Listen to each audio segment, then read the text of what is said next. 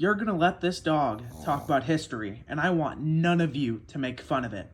Alright? So here we go.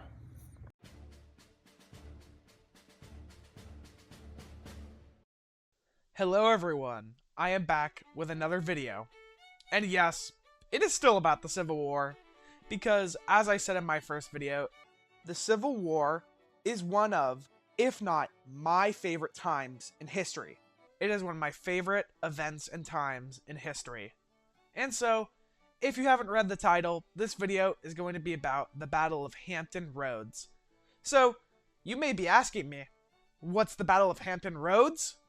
Well, that's what I'm going to tell you, and that's why you're here, right? But before I get into all the nitty-gritty details, let's quickly get into uniform for this occasion.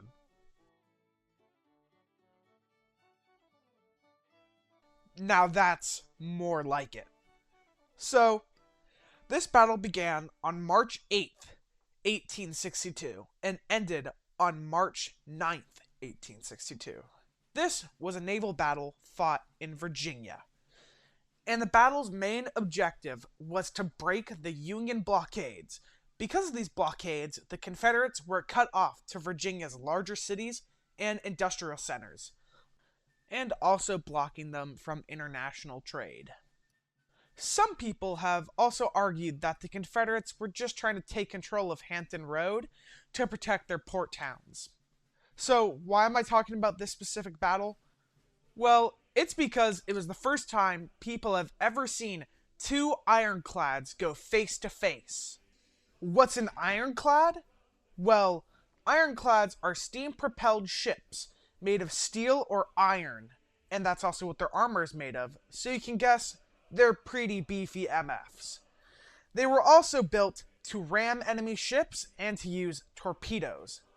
The ironclads were developed because wooden ships were starting to become unusable because of explosive and incendiary shells from cannons. The first ironclad was launched by the French Navy to compete with the British Royal Navy, which had iron-hulled ships. So now we know what it is. Now we need to know who's fighting whom. I'm also doing this because I want to say their names.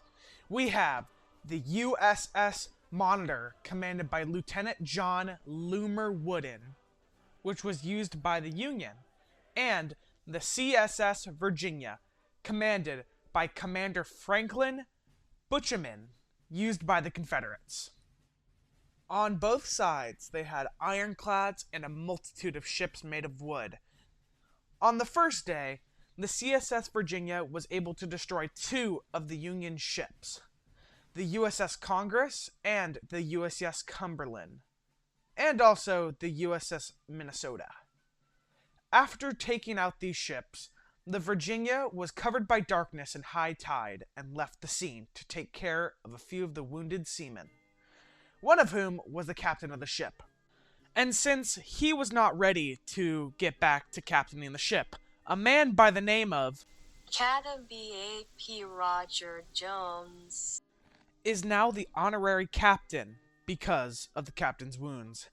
He was determined to destroy the Minnesota and returned to the ship the next day, but during the night, the Monitor had arrived and is now the bodyguard for the Minnesota. And as the CSS Virginia arrived at the battle, she was intercepted by the Union's ironclad, the Monitor. And yes, the CSS Virginia is a she. I don't know why, though. The two ships fought for 3 hours, with both sides barely making a dent in each other. The battle ended with no sides winning. And so, the CSS Virginia returned home to repair their ship, and the CSS Monroe stayed to defend the blockade. They never fought each other after this battle, and the blockade remained in place. The Battle of Hampton Road made waves around the world because of how powerful the ironclads were. Because of this, Great Britain and France stopped all construction on wooden hull ships and started making ironclads, thus starting a new age of naval warfare. After this, there is a new warship type, named after the Union's first ironclad, the Monitor. This ship type is also the main prototype for the HMS Dreadnought. To me, the Battle of Hampton Roads is one of the coolest things to happen in the Civil War, because ships are cool, but also ironclads are the coolest, because it is the start of modern ships. It is also cool to see how the battle affected naval warfare across the world.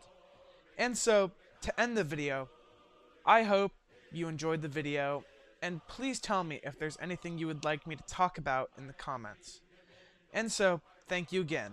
And if it's the day for you, have a good day. And if it's night, have a good night.